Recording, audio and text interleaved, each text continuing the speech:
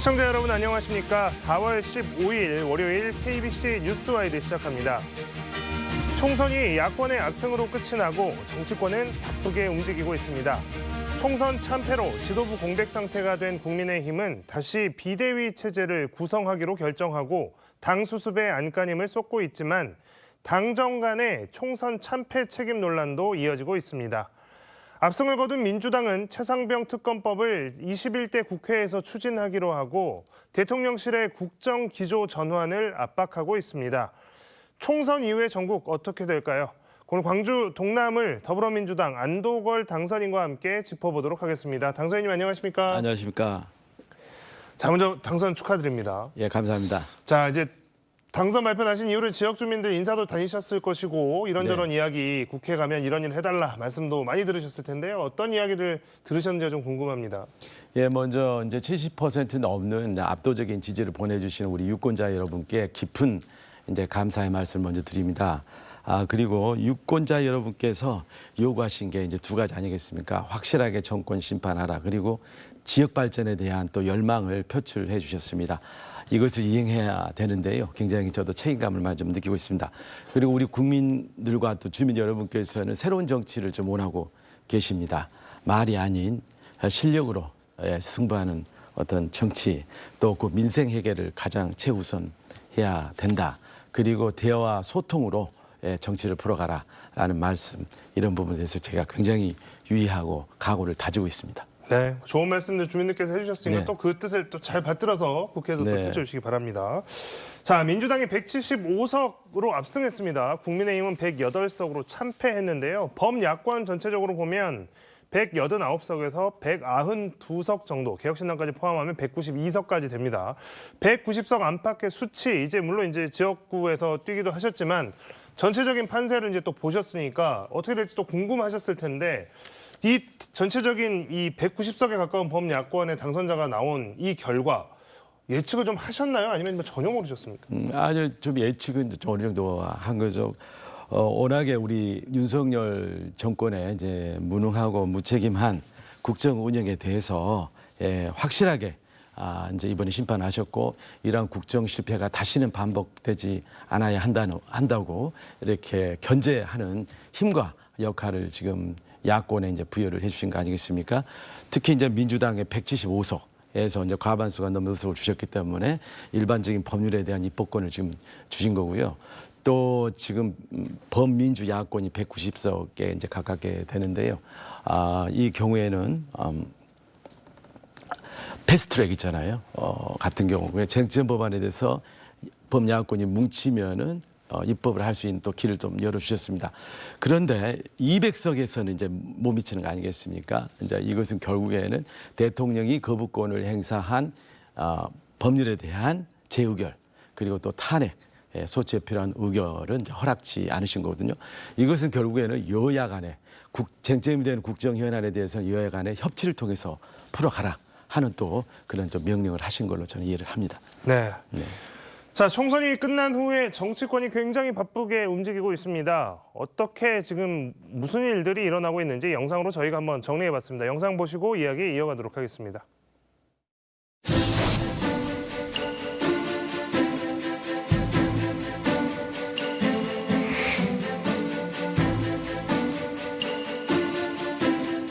오로지 민생에만 국정 동력을 집중해야 할 것입니다. 4월 10일 이전의 국정과 그 이후의 국정은 완전히 달라져야 할 것입니다.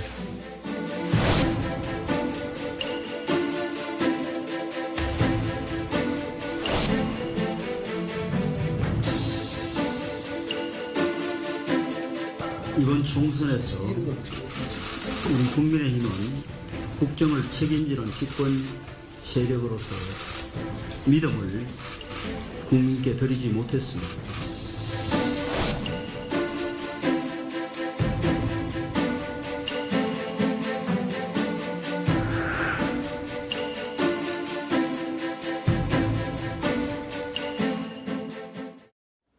네, 방금 영상에서도 보셨지만 이재명 대표 오늘 총선 이후 첫 최고위원 회의를 열었는데 이 자리에서 오로지 민생이라는 표현을 썼습니다. 그리고 국정도 4월 10일 이전과 이후는 달라져야 된다. 이렇게 크게 두 가지를 강조를 했는데요. 윤석열 정부가 여소야대로 시작을 해서 집권한 지 2년 만에 총선이 치러졌지만 또다시 여소야대라는 결과표를 받아들었습니다. 여소야대 상황에서도 사실 좀 불통하는 모습을 보였고 야당과 이렇게 협치하지 않는 모습을 보였는데 과연 이제 이번 총선이 어느 정도의 충격이었을지 좀 궁금하고 그래서 당선인님께서 보시기에는 이 국정기조에 실제로 변화가 있을 것처럼 보이시는지 아니면 국정기조에 대해서 어떤 변화가 좀 있을 것으로 예상이 되시는지 궁금합니다. 예, 변화가 있어야 되죠. 예, 그렇지 않으면 이제 모든 전국이 이제 교착 상태에 빠지고 국정이 제대로 이제 돌아가지 않을 겁니다.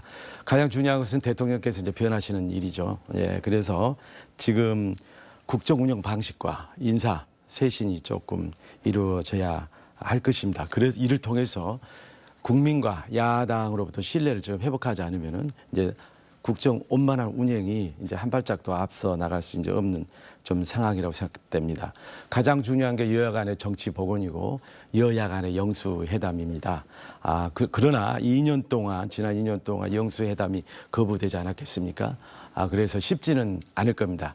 그리고 또 사전 준비가 필요하고 또 사전 준비 없이 만나는 또 만남은 총선 직전에 이루어졌던 대통령과 또 전공의 의사들 간의 어떤 만남이 이제 실패로 끝난 것 같은 상황이 재현될 수도 좀 있다고 보여집니다.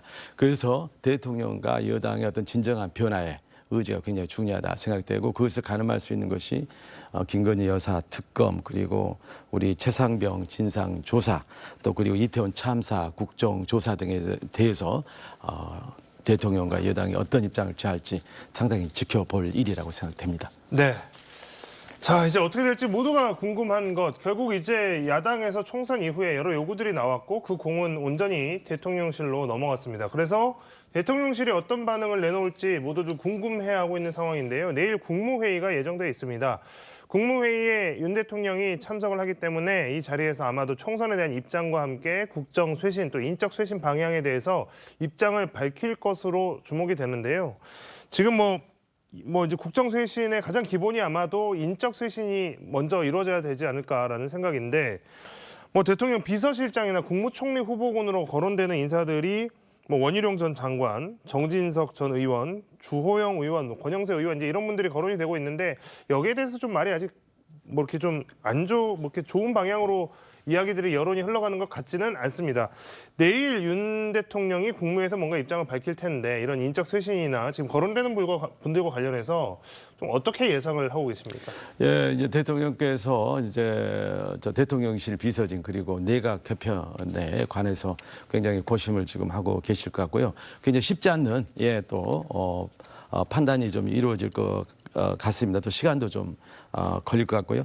그러나 지금 중요한 거는 여소야대의 어떤 정치적인 지형을 이제 타개하기 위해서는 그 국회와 야당 간의 어떤 관계를 이렇게 복원시키고 소통을 제대로 할 수 있는 인물이 반드시 낙점돼야 한다 이렇게 좀 생각을 하고 그렇게 기대를 하고 있습니다. 그렇게 본다면은 비서실장에는 아무래도 이제 정무영 그리고 이제 국무총리 경우에도 이제 통합 그리고 협치형 인물이 이제 낙점되는 것이 이제 바람직하고 또 그런 기대를 해보고 있습니다. 네. 자, 이번 22대 총선 관련해서 우리 광주 전남 지역, 광주 지역 선거 결과에 대해서 좀 짚어보겠습니다. 높은 투표율기 속에서 광주 전남에서는 18석 선거구 모두 민주당이 석권했습니다. 당선인들의 평균 득표율이 75.3%, 말 그대로 압도적인 지지를 받았는데요. 그렇지만 이제 비례정당 투표에서는 민주당이 주도하는 더불어민주연합보다 조국혁신당의 득표율이 약 10% 정도 앞서는 결과를 보이기도 했습니다. 자, 지역구에서 민주당이 싹쓸이를 한 것, 그리고 이제 비례대표에서 좀 이렇게 조국혁신당과 양분되는 결과 이렇게 크게 두 가지로 결론을 내릴 수 있을 것 같습니다. 이번 광주 전남 지역민들의 표심 어떻게 분석하시겠습니까? 네, 좀 예상했던 대로 지민 비조 현상이 좀 나타난 거죠. 그래서 지역구는 민주당, 또 비례대표는 조국혁신당을 이렇게 선택하는 이제 결과가 나왔는데요. 굉장히 광주 또 시민들의 어떤 전략적 선택, 중요한 정치적 계기마다 또 대한민국 정치를 이끌었던 우리 광주 전남 유권자들의 이제 놀라운 전략적 선택이 이번에도 다시 재현되었다. 저는 좀 이렇게 보고 있고요. 지금 현실적으로 이제 호남 유권자들은 민주당을 절대 지지하지 않습니까? 그래서 선택지가 좀 많지는 않는 거죠. 그래서 지역구는 이제 불가피 우리 민주당을 이제 전폭적으로 좀 밀어주시고 대신 비례 대표는 조국 혁신당이라는 어떤 대안을 좀 선택했다. 좀 이렇게 이제 보여집니다. 이러한 선택의 배경에 있어서는 조국 혁신당이 이번에 정권 심판과 또 검찰 개혁이라는 분명한 이제 목표를 좀 제시한 게 주요를 했고 또 이제 민주당에 대한 비판적 지지 이런 것도 점점 깔려 있다고 생각됩니다. 지난 21대에 다수당을 몰아줬지만 정권을 빼앗겼고 또 윤석열 정부에 대해서 제대로 이렇게 견제를 못했다. 그리고 지역 발전에 있어서도 뚜렷한 성과를 내지 못했다는 어떠한 경고를 우리 유권자들께서 민주당에게 간접적으로 우회적으로 좀 표출을 하셨다. 그게 저는 조국 혁신당에 대한 비례대표 지지로 나타났다 이렇게 보고 있습니다. 네. 자, 이번 총선에서도 광주는 8개 선거구 중에 7명, 그리고 전남은 10개 선거구 중에 4명이 초선 의원이 나왔습니다. 총선 때마다 대거 반복되는 현역 물갈이에 대해서 호남의 정치적 영향력이 줄어드는 것 아니냐 하는 우려가 나오는 것도 사실입니다. 지금 이제 당선인께서도 초선이시니까 이런 말씀 또 많이 들으셨을 것이고 또 거기에 대해서는 또 각오도 더 하고 계실 텐데요. 자, 이런 이야기들 들으실 때마다 이제 좀 어떻게 극복하겠다라는 생각을 하시는지 궁금합니다. 예, 이제 국회의원은 한 분 한 분이 다 이제 헌법기관이시죠. 그리고 이제 개인이 본인의 역량과 또 정치적인 어떠한 전문성으로 이 승부를 이제 하는 거 아니겠습니까? 이제 이렇게 봤을 때 이번에 이제 7분의 이제 초선 의원이 이제 선발이 됐습니다만은 저는 그분 모두 다 각자의 어떤 전문성을 좀 가지고 좀 있다고 보여집니다. 이제 저 경우에는 이제 대표적인 이제 경제 통이기 때문에 저는 국회에 또 그리고 민주당에 들어가서 경제 정책 통으로 확고하게 좀 자리를 잡으면서 대한민국의 잘못된 경제 정책의 기조를 좀 바꾸고 또 지금 서민 경제 어렵지 않습니까? 이걸 살릴 수 있는 어떤 정책적 대안을 제시하고 관철시키는데 제 역량을 좀 보여드린다 이렇게 좀 생각을 좀 하고 있습니다. 그리고 또 예산 통이기 때문에 지역 발전에 실질적으로 도움이 될 수 있는 이제 국책 프로젝트를 기획하고 또 필요한 예산을 확보하는 그런 역량을 좀 발휘할 수 있겠습니다.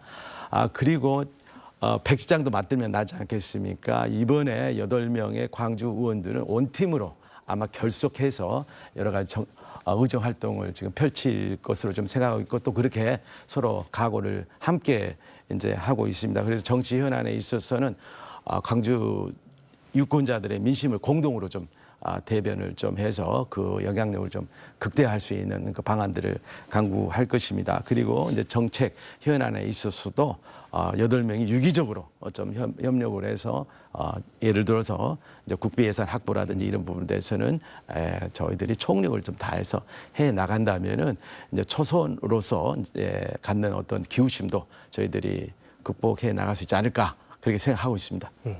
자, 방금 이제 당선인께서 말씀해 주셨지만 사실 당선인께서는 기재부 차관 출신이셔서 네. 이제 아무래도 이제 특히 예산이나 또 이게 경제 정책과 관련해서 우리 지역 출신의 국회의원이 좀 두각을 나타낼 수 있는 자리에 있다라는 평가를 많이 받고 계십니다. 최근 어려운 경제 상황이기 때문에 또 당선인께서 기재부 차관 출신은 더 눈이 가는 것도 사실인데요. 자, 국회에 들어가면 그래서 가장 먼저 추진하고 싶은 정책이나 입법이 뭔지도 굉장히 궁금합니다. 예, 저는 지금 우리 대한민국에서 가장 문제가 되는 것이 망국적인 병이 있지 않습니까? 이제 수도권 집중, 지역 소멸, 저출생 문제라고 생각합니다. 이 문제를 이제 동시에 완화할 수 있는 있잖아요. 해법이 지금 필요한 상황입니다. 저는 이것을 국토 대개조 수준의 실질적인 국토 균형 발전 전략을 수립하고 집행을 해야 된다. 이러한 제도적인 틀을 마련하는데 제가 조금 기여를 하고 싶다. 이거 좀 생각이 됩니다. 그렇게 하기 위해서는 미래 신산업들이 전국에 고루 배치되고 그런 신산업을 실질적으로 주도할 수 있는 인재들이 또 전국에 골고루 분포해야 되거든요. 여하튼 이런 부분에 대한 제도적 틀을 만드는데 제가 조금 이제 기여를 해봐야겠다 이렇게 좀 생각을 하고 있습니다. 그래야만이 광주와 같이 지역 소멸의 위기에 빠진 지역이 어떤 경제적 도약을 이룰 수 있는 인프라를 이제 갖추게 되는 거거든요. 예, 그래서 그런 부분에 대해서 굉장히 제가 우선 좀 신경을 쓰겠다라고 하고 이러한 거시 환경을 만든 연후에 또 우리 광주 경제를 살릴 이제 미래 신산업을 이제 저는 A, B, C 산업으로 이제 보고 있습니다. 인공지능, 바이오, 관광, 이제 문화 산업입니다. 이 분야에서 저희들이 정말 새로운 기업들 그리고 반듯한 일자리를 이제 만들어내는데 총력을 기울이겠다 이렇게 좀 생각하고 있습니다. 네. 자, 인구 소멸 문제, 그다음에 국토 불균형 문제, 이게 사실 대한민국에 당면한 굉장히 시급한 문제임에도 불구하고 사실 이런 것들은 지역 출신의 국회의원들이 먼저 나서서 아젠다를 이끌어 나가야 함에도 불구하고 지난 21대 국회에서는 분명히 그런 모습들이 부족했었는데요. 이번에 또 우리 지역에서 이 문제에 대해서 아젠다를 좀 선점하고 전국적인 논의를 이끌어 나가는 계기가 되면 좋을 것 같습니다. 자, 국가 재정 예산 전문가시기 때문에 이 부분을 또 여쭤보지 않을 수가 없습니다. 총선이 끝난 바로 다음 날 정부가 2023년 회계연도 국가 결산 보고서를 발표했습니다. 이게 뭐냐면 지난 한 해 동안의 나라 살림 결과를 보여주는 건데요. 이미 기존에 발표됐던 것들이 있는데 이번에 발표된 결산 보고서는 좀 더 정확한 결산 보고서라고 이해를 하시면 될 것 같습니다. 해마다 4월 초에 국무회의 의결했던 사안인데 총선 때문에 이제 미룬 거 아니냐 이런 의심이 계속 돼 왔었죠. 발표 시점도 문제지만 내용도 우려했던 대로 최악이라는 평가가 나왔습니다. 지난해 재정 적자 규모가 87조 원, 그러니까 예산 편성할 때 예측했던 것보다 29조 원이나 늘었습니다. 윤석열 정부는 건전 재정을 강조하면서 정부의 지출을 줄였지만 결국에는 계속된 감세 정책과 경기 악화로 세금이 거치지 않은 것이 대규모 세수 펑크로 이어진 것 아니냐 이런 분석들이 나오고 있습니다. 이미 뭐 저희 방송에 여러 번 나오셔서 이게 지금 재정 건전성과 별 관계가 없다. 지금 국정의 방향 이런 지적을 몇 번 해주셨는데 이번 그 결과 보고서 보시고 좀 여러 가지 생각이 드셨을 것 같습니다. 어떻게 보셨습니까? 예, 맞습니다. 이제 정부가 재정 건전성을 이제 정가의 보도처럼 이렇게 내세웠지만 이제 실제 이번에 이제 실적치가 나오지 않았습니까? 그래서 굉장히 이제 안 좋은 이제 모습으로 나타난 것은 이제 분명합니다. 말씀하셨듯이 이제 나라 재정 사정을 가장 잘 나타내는 것이 이제 재정 수지인데요. 그게 이제 마이너스 GDP 대비로 해가지고 마이너스 3.9 예상했던 2.6%보다 1.3%포인트나 더 이제 낮아진 이제 수치입니다. 그 원인은 말씀하셨듯이 경기가 꺼지면서 있잖아요. 또 감세 정책이 가중이 되면서 큰 56조에 달하는 세수 펑크가 났기 때문에 이제 그렇습니다. 따라서 이렇게 적자가 커지다 보니 이제 국가 채무도 이제 크게 늘었거든요. 그래서 지난해 국가 채무가 1,127조입니다. 예, 그래서 전년에 비해서 한 60조 가량 좀 늘었고요. GDP 대비 비율이 드디어 50%를 이제 돌파해서 50.4%에 좀 달한 좀 상황입니다. 그리고 우리 국민 1인당 국가 부채 규모가 지금 2,200만 원이고 전년에 비해서 120만 원 정도 이제 늘어난 상황입니다. 이렇게 나라 곳간 사정을 나타내는 지표가 굉장히 지금 안 좋게 지금 나온 좀 상황입니다. 네. 자, 근데 이게 또 발표 시점과 관련해서도 좀 여러 이야기가 좀 나왔는데요. 이게 4월 12일이 마감 날이었는데 정부가 이제 선거 공휴일이 있어서 4월 11일로 발표를 한 거다 이렇게 설명을 했습니다. 기재부의 또 중요한 업무이기도 하고 뭐 이 부분에 대해서 이제 야권을 지지하시는 분들이나 좀 정부 정책에 비판적으로 보시는 분들은 이 날짜도 선거 이후로 일부러 미룬 거 아니냐 이제 이런 이야기도 하시는데요. 그 부분에 대해서는 뭐 특별히 하실 말씀 있으신가요? 예, 이제 국가 결산 보고서가 이제 법정 시한 이 4월 11일을 넘어서 발표된 거는 이 통계가 있잖아요. 발표된 이래 2006년부터 됐는데 처음 있는 일입니다. 통상의 경우에는 결산 이제 보고서를 매년 4월 첫째 주 화요일에 하거든요. 그리고 만약 이 날이 휴일이면 그 전에 의결을 했던 것이 이제 관행이거든요.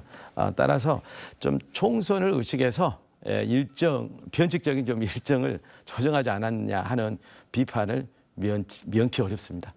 지금 뭐 저도 그렇고 많이 모르셨을 수도 있을 것 같은데 이제 2006년도에 이 통계가 발표된 이후로 네. 어쨌든 시한을 넘긴 것은 이번이 처음이었다. 그리고 이전에도 뭐 공휴일이 휴일에 겹치게 되면 앞서 발표했었다라고 하는 내용을 지적을 해주셨습니다. 자, 재정 관련해서 또 한 가지 여쭤봐야 될 게 있습니다. 자, 정부가 부족한 재정 때문에 한국은행에서 올 1분기에만 30조 원이 넘는 돈을 빌린 것으로 알려졌습니다. 직장인들이 뭐 많이 쓰는 마이너스 통장처럼 돈을 빌려다 쓴 거 아니냐, 뭐 이런 지적도 나오고 있는 건데요.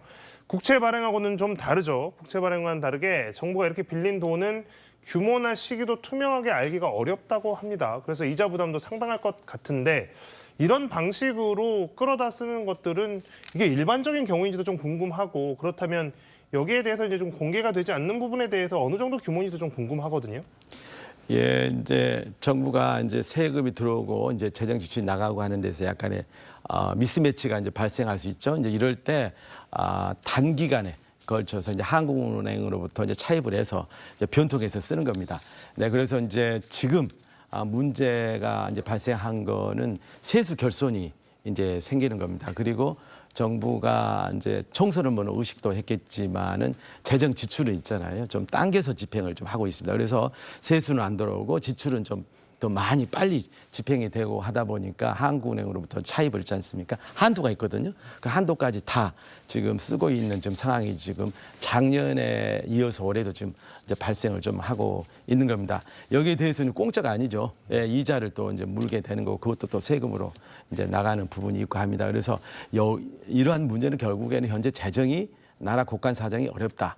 이제 어렵게 되었다 이거거든요. 그래서 이런 상황을 빨리 개선을 지금 해 나가는 게 지금 문제라고 좀 보여집니다. 그래서 이제 정부의 어떤 재정 정책의 기조라 특히 감세 정책 등을 포함한 이러한 재정 정책의 어떤 기조 변화가 좀 필요하다. 그래야만이 이런 문제들이 발생하지 않는다. 이렇게 말씀을 좀 드리겠습니다. 네. 자, 이런 어려운 재정 상황에도 불구하고 윤석열 대통령은 총선을 앞두고 올해 초부터 24차례의 민생 토론회를 열었습니다. 전국을 돌아다니면서 연 이 민생 토론회 여기서 나온 정부가 약속한 각 정부에 뿌려주기로 한 사업들의 규모를 보면 이게 900조 원이 넘는 이게 금액, 이 지금 산출이 됐습니다. 900조 원이 넘는 공약을 쏟아낸 것인데요. 민생이라고 했지만 대부분 각 지역에서 하는 개발 사업들과 관련된 예산들이었기 때문에 선거 기간과 또 맞물려 있었고 그래서 이거 사실상 관건 선거 아니냐라는 의혹 제기도 있었습니다. 그런데 방금 이야기를 했지만 이렇게 960조 원이나 되는 돈을 지원해주겠다라고 하는 것이 지금 정부가 유지하고 있는 건전 재정 기조와 맞느냐, 맞지 않지 않느냐 이제 이런 지적들까지도 나오고 있는데요. 정부의 경제 정책 방향 전환이 필요한 상황처럼 보입니다. 그렇다면 어떻게 해나가야 될지도 좀 궁금합니다. 예, 그래서 좀 거시적으로 좀 보아야 될 것 같아요. 먼저 지금 윤석열 정부의 정책 기조 자체는 자유방임주의죠. 경제는 민간과 시장이 잘 알아서 해결한다. 그러니까 정부는 소국 재정을 하고 국가 역할을 최소화해야 한다. 좀 이런 상황인데 전체적으로 우리가 저성장 국면에 지금 접어들어서 우리의 잠재 경제 성장률이 1%로 떨어져 있습니다. 그렇기 때문에 우리가 이게 잠재 성장률을 높이는 이제 투자를 조금 정부가 적극적으로 해야 되는 상황이고 두 번째는 지금 경기 순환 주기상 우리가 경제 침체 국면이거든요. 이거는 민간 내수가 부족하다는 상황이거든요. 이때는 정부가 좀 돈을 좀 풀어야 되는 거거든요. 그래서 경기를 좀 부양을 시켜서 경제를 살려내야지 세수가 늘고 또 재정 건전성도 회복이 되는데 그렇지 않고 외려 지금 경제 재정 지출을 역대급으로 좀 줄이고 있지 않습니까? 그러다 보니까 지금 경기 침체가 장기화되면서 또 세수는 세수대로 또 악화가 되고 있는 좀 이런 좀 상황입니다. 그래서 전반적인 지금 정부의 경제 정책 기조 변화가 필요하다. 즉 어려운 상황인 만큼 정부가 적극적으로 했잖아요. 서민 경제를 돌보는 국가가 서민 경제를 돌보는 책임지는 어떤 경제 정책으로 변해야 되고 재정 정책도 재정 건전성을 훼손하지 않는 범위 내에서 적극적인 재정 정책으로 변화가 돼야 된다. 그리고 이제 투자 우선순위에서 재정 지출 투자 우선순위에서 변화가 좀 필요한 거죠. 지금 상황에서는 어려운 서민 경제 그리고 중소기업, 자영업에 대한 투자를 좀 지원을 좀 늘려야 되는 거죠. 왜냐하면 이쪽 분야가 한계 소비 성향이 좀 높아요.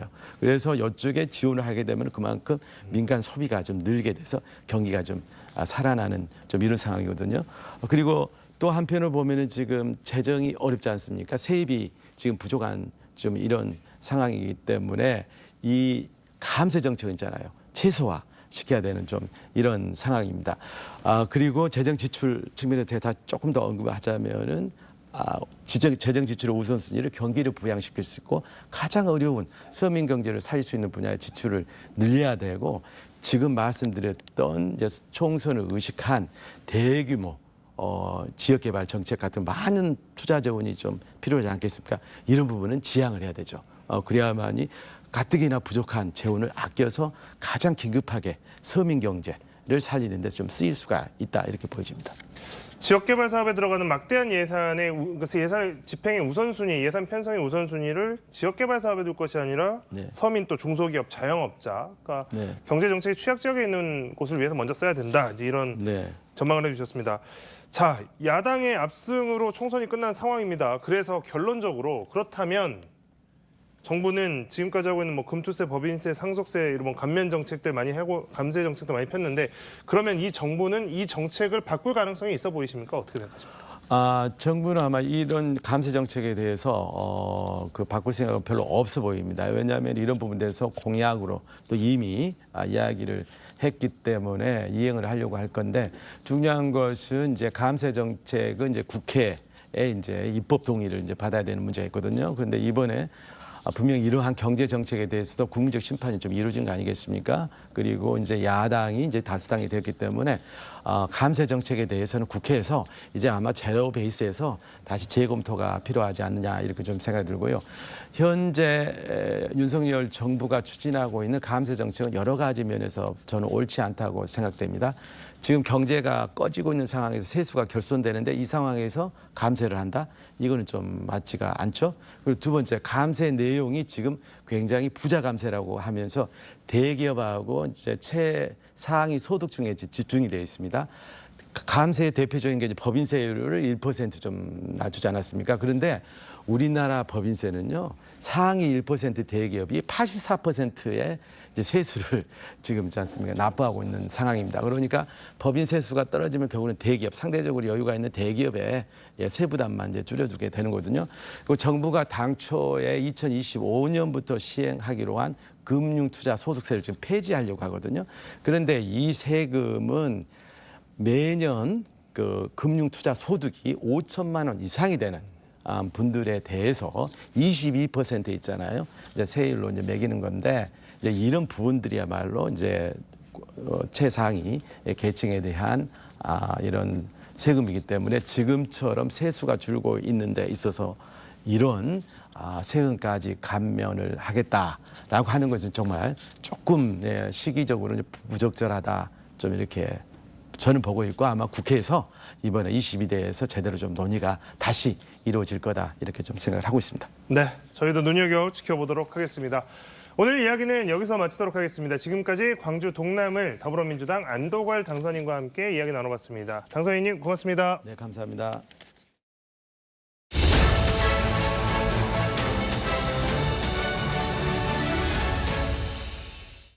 서울광역방송센터입니다. 민심은 이미 윤석열, 김건희 검찰 정권을 부도 처리했다.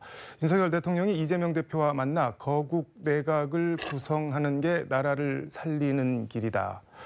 92.35%의 기록적인 득표율로 5선 고지를 밟은 박지원 전 국가정보원장이 내놓은 이번 총선에 대한 평가이자 향후 정국을 풀어가기 위한 해법입니다. 여의도 초대석 박지원 전 국정원장과 함께 관련 얘기 자세히 해보겠습니다. 원장님 어서 오십시오. 네, 안녕하세요. 이게 유효표 84,805표 중에 78,324표를 말 그대로 쓸어 담으셨는데 이게 92.35% 득표율, 이게 역대 헌정사상 이 정도 지역구 득표율이 있었던 적이 있었나요? 글쎄요, 뭐 박정희, 네. 전두환, 통일주체 대의원들이 하는 선거위에는 네. 제가 역대 최다 네. 최고 득표율 나왔는데 일부 언론에서 네. 푸틴 대통령이 울고 갔다 재밌게 썼더라고요. 어떻게 됐든 네. 이렇게 압도적 지지를 해주신 해남반도 진도 군민들에게 네. 감사를 드려서 그래서 동백꽃을 계속 달고 다니겠습니다. 총선 전체 결과 보면은 민주당이 비례 포함해서 175석, 그리고 조국 혁신당이 비례로만 12석, 그리고 다른 야권 정당 다 하면은 192석, 국민의힘은 비례정당 다 해서 108석, 여당 참패인데 이 정도 결과까지 혹시 예상을 하셨나요? 저는 200석을 네. 목표로 해야 된다라고 했습니다만은 어떻게 됐든 네. 이렇게 압도적 야권에게 승리를 안겨준 것은 그만큼 국민이 네. 윤석열 대통령을 심판했다. 저는 그렇게 봅니다. 그래서 문제는 네. 이제부터라도 윤석열 대통령이 변해야 나라가 살지. 이렇게 계속 지난 2년처럼 하면은 네. 앞으로 3년 나라가 망하기 때문에 윤석열 대통령이 변해서 네. 진짜 좋은 나라를 만들어가자. 이런 말씀을 드립니다. 윤석열 대통령 변하는 얘기는 조금 뒤에 하고 그 지상파 방송 3사 출구조사 나왔을 때 뭐 국민의힘이 100석도 못하고 개헌 저지선 탄핵 저지선이 뭐 뚫릴 수도 있다 뭐 이런 전망이 나왔는데 결과적으로 뭐 부산 경남 이쪽에서 나름 선전을 하면서 어쨌든 108석은 했는데 100석은 넘겼는데 일각에서는 문재인 전 대통령이 뭐 이렇게 약간 선거운동 비슷하게 보이는 활동을 하셔서 그 PK 샤이 보수들이 결집해서 투표장으로 나온 거 아니냐 뭐 이렇게 보는 시각도 있던데 그건 어떻게 보세요? 저는 그렇게 보지는 않습니다. 네. PK에서 네. 우리가 참패를 당했어요. 굉장히 애석한데 심지어 김두관 네. 의원 같은 분, 최인호, 뭐 다 네. 박재호. 그런데 거기 분위기는 네. 탄핵 저지선, 개헌 저지선 100석 이상을 네. 국민의힘에 몰아줘야 된다 하는 바람이 불었다고 그래요. 그럼 바람이 왜 불었을까요? 아니 글쎄요. 그렇기 때문에 보수들이 결과적으로 네. 결집을 한 거죠. 그래서 부산 경남에서 네. 참 참패를 해서 부산 한석 등 5석밖에 구하지 못했는데 네. 그러나 그러한 것들이 또 네. 수도권, 충청권, 호남에서는 네. 먹혔기 때문에 선거 결과는 윤석열 정권을 강하게 심판했다 이렇게 봅니다. 뭐 문재인 전 대통령 얘기할 거는 아니라는 말씀이죠. 문재인 대통령은 당연히 최선을 다 해주셔야죠. 네. 저는 개인적으로 나경원, 안철수 두 의원이 살아서 돌아온 게 국민의힘에서 수도권에서 상당히 눈에 띄던데 어떻게 보셨나요? 저도 수도권에서 네. 이광재 전 사무총장이나 안기령, 이지은, 유삼영 네. 이분들은 상당히 가능성 있게 보고 네. 특히 유삼영 후보에 대해서는 제가 3번이나 갔었습니다. 네. 이재명 대표하고도 통화를 해서 6번을 가신 것으로 알고 있는데 네. 애석합니다. 페이스북에 민심은 이미 윤석열, 김건희 검찰 정권을 부도 처리했다 이렇게 적으시면서 거국내각 구성하셔야 된다 이렇게 했는데 어떤 말씀인 건가요? 저는 당연히 네.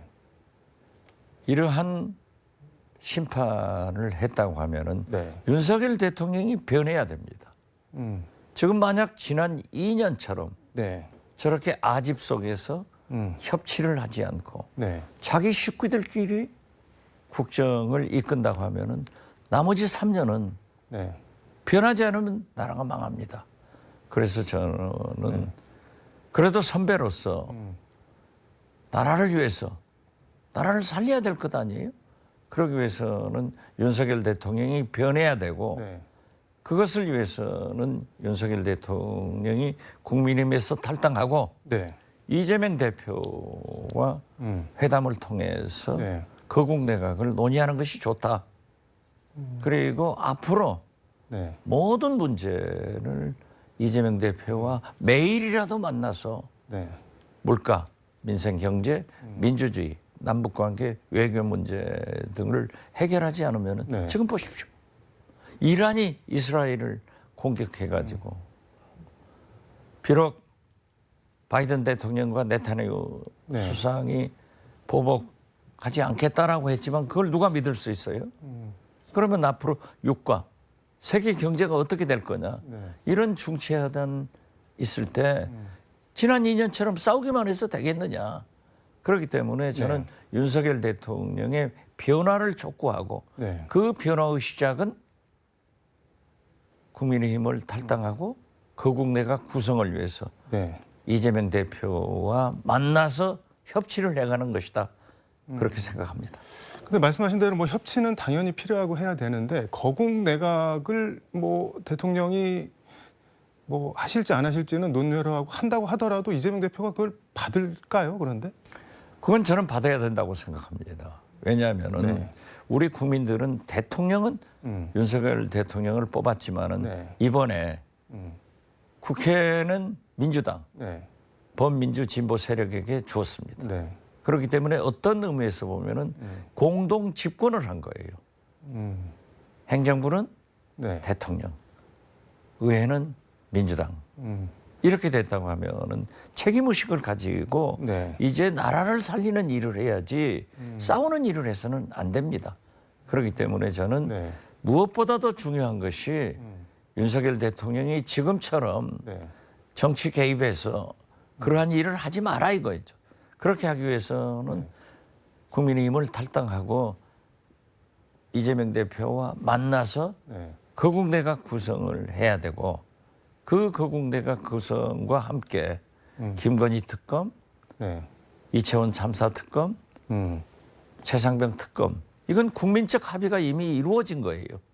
이러한 특검도 해결하고 네. 또 민생 물가, 네. 민주주의, 남북 문제, 외교가 성공할 수 있도록 매일이라도 두 지도자가 만나야 된다. 그런 충정에서 말씀드렸습니다. 거국 내각을 근데 윤석열 대통령이 그걸 할까요? 안 받는다고 생각하는 것이 네. 실패의 길로 가는 거예요. 지금 보면은 총리 하마평, 비서실장 하마평 네. 오르는 사람들이 전부 자기 식구들이에요. 지난 2년처럼 네. 자기 식구들만 써가지고 나라가 이 꼴 됐지 않냐 이거죠.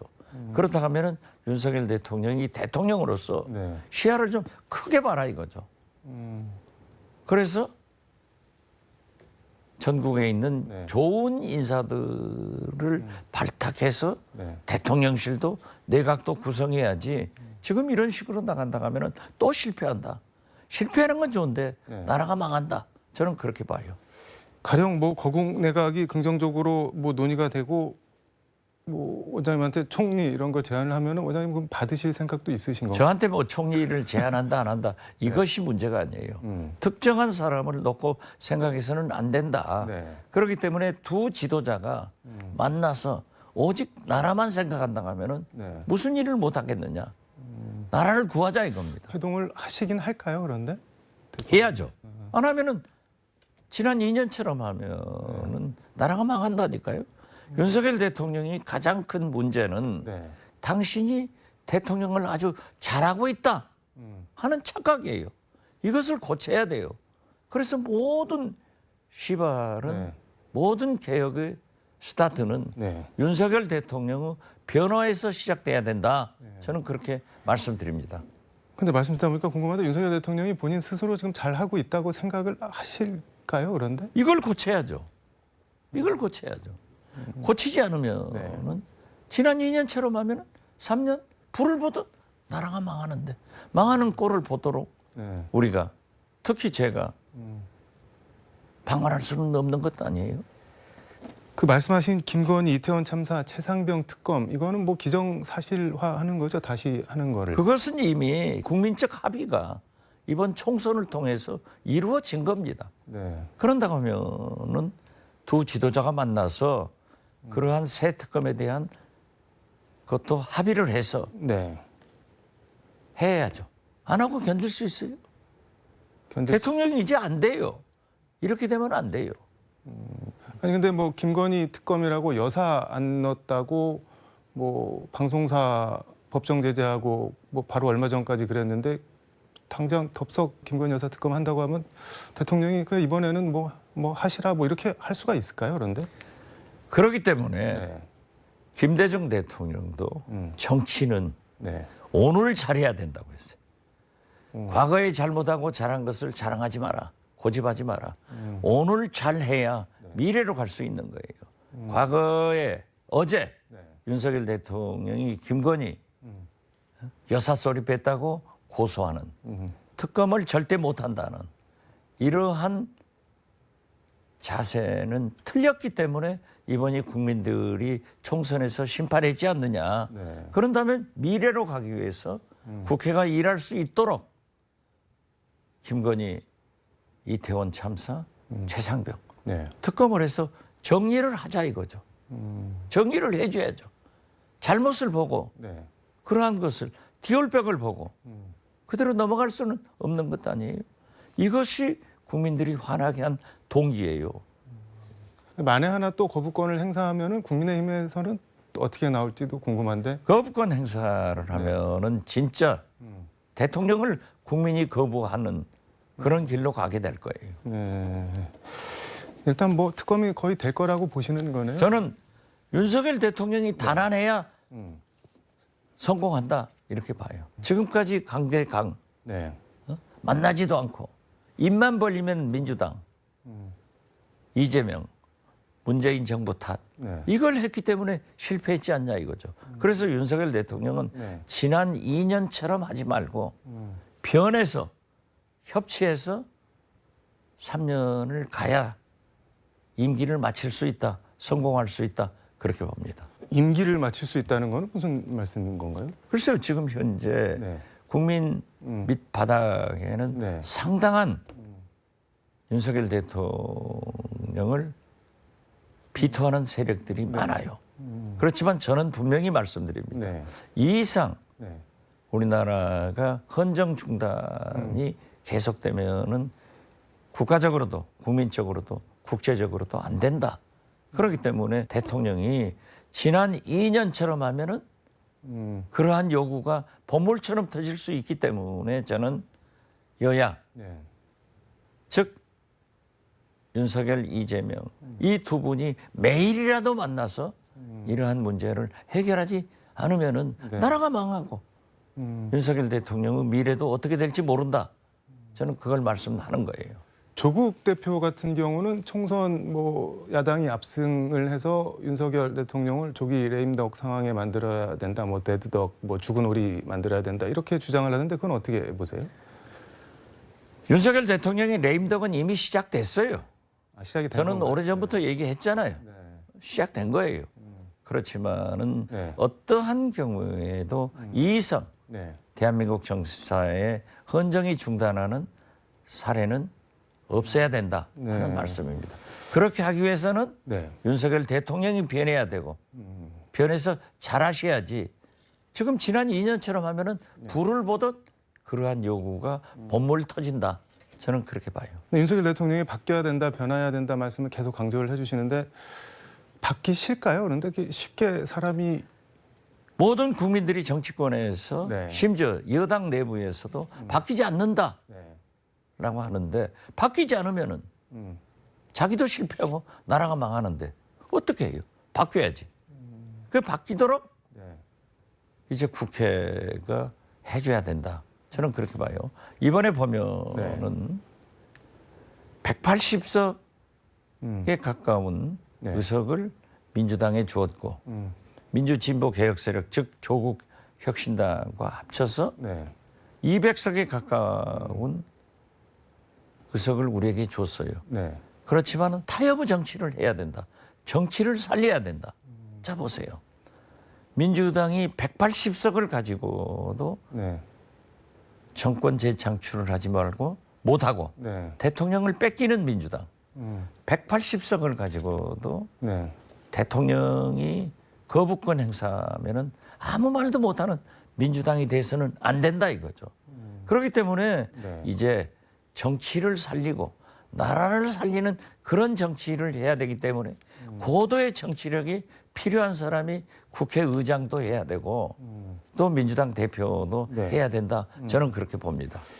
국회의장 말씀해 주셨는데 그 총선 끝나고 이재명 대표 현충원 참배하는 거 보니까 추미애 전 대표가 이재명 대표 바로 뒤에 서서 그 참배하는데 같이 따라갔는데 당에서 딱히 공식적인 직함은 없는 걸로 알고 있는데 혹시 두 분 사이에 국회의장은 추미애로 하는 걸로 이렇게 뭐 얘기가 되거나 그런 추미애 의원은 다선 의원이기 때문에 육선 뒤에 설 수도 있어요. 그리고 그분이 그렇게 뒤에 잘 서요. 그렇지만은 아직 그러한 결정을 하지 않고 있고 언론들이나 국민들이 어떤 국회의장을 바라고 있는가. 이걸 민주당도 네. 국민을 의식하면서 생각해야지 무조건 해서는 안 된다. 강대강 네. 싸우려고 국회가 있어서는 아니다. 지금 이제 만약에 네. 국회가 지난 2년 국회처럼 싸우고 네. 180석을 가지고도 대통령의 거부권 행사에 무기력하게 당하는 그런 국회가 되면은 우리 민주당이 네. 최대의 목표는 정권 교체인데 네. 정권 교체를 할 수 없는 방향으로 간다. 그렇기 때문에 저는 싸우는 그런 국회보다는 정치를 살려서 네. 대통령을 음. 좀 제어하는 네. 그리고 협력하는 정치를 살리는 민생을 우선하는 네. 그런 국회가 돼야 된다 하는 것을 말씀드립니다. 근데 추미애 전 대표 같은 경우는 좀 뭐랄까 선명하게 계속 선명한 발언을 하고 있던데 그게 지금 이렇게 뭐 적절해 보이지는 않는다는 말씀이네요. 국회의장을 지금 제가 적절해 보이지 않는다는 게 아니라 국민들의 여론은 윤석열 정권 심판에 네. 심지어 윤석열 대통령 끌어내라 하는 것이 다수의 의견이에요. 그렇지만 총선 결과는 네. 우리 민주당과 민주진보 개혁 세력에게 네. 막중한 책임을 주고 있다고요. 그렇기 때문에 지금은 우리가 네. 싸우는 것보다는 일하고 네. 국민을 생각하는 그런 국회가 돼야지 지난 2년처럼 그렇게 무기력하고 싸우고 무조건 발목 잡는 그런 국회가 되면 안 된다. 그래서 저는 정치력을 좀 국회가 발휘하고 만약 그렇게 싸우면은 네. 즉 윤석열 대통령도 지난 2년처럼 대통령을 하면은 나라가 망하고 우리 민주당도 지난 2년처럼 싸우기만 하고 무기력하면은 정권 교체 못한다. 그렇기 때문에 국민과 네. 나라를 생각하는 그런 국회를 만드는 의장이 필요하다. 저는 그렇게 생각한다 이거죠. 뭐 고도의 정치력을 말씀해 주셨는데 원장님 뭐 흔히 정치 구단이라고 사람들이 많이 부르잖아요. 그럼 원장님도 하시는 건 어떤가요? 저는 지금 네. 그러한 것에 생각하지 않고 오직 김대중 대통령의 네. 뒤를 이어서 김대중 철학을 전파하고 네. 이 국민들에게 정치의 본 모습을 보여주는 그런 역할을 하고 싶습니다. 알겠습니다. 오늘 말씀은 여기까지 듣도록 하겠습니다. 고맙습니다. 네, 감사합니다. 지금까지 서울광역방송센터에서 박지원 전 국정원장과 함께 전해드렸습니다.